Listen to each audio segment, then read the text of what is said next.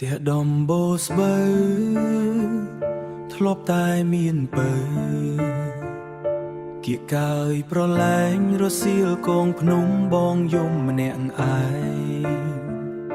កណ្ដោចកណ្ដែងនឹកដល់ជីវ៉ា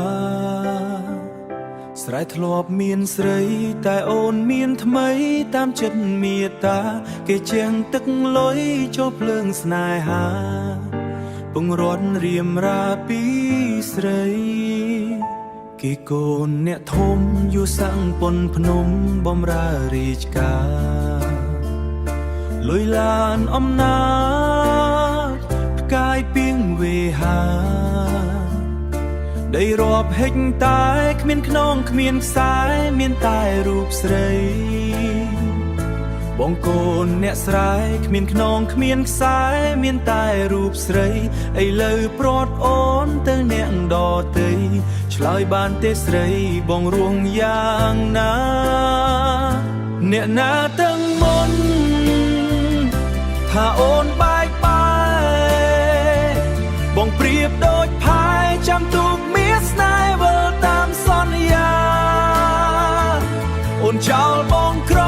យកគេអ្នកមានឬក្តីសុខជីវ៉ា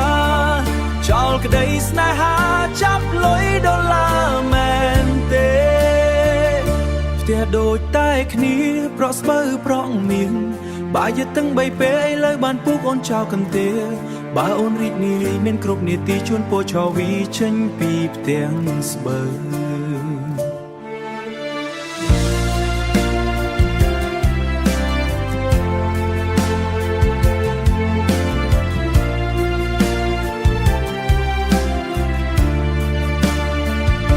អ្នកណាទាំងមុនថាអូនបែកបាយបងប្រៀបដូចផាយចាំទូកមានស្នេហ៍វិលតាមសន្យាអូនចោលបងក្រយកគេអ្នកមានឬក្តីសុខជីវ៉ាចោលក្តីស្នេហាចាប់លុយដុល្លារមែនទេផ្ទះដូចតែគ្នាប្រក់ស្បូវប្រក់មៀងបាយយទឹងបីពេលឥឡូវបានពុកអូនចោលកន្ទេល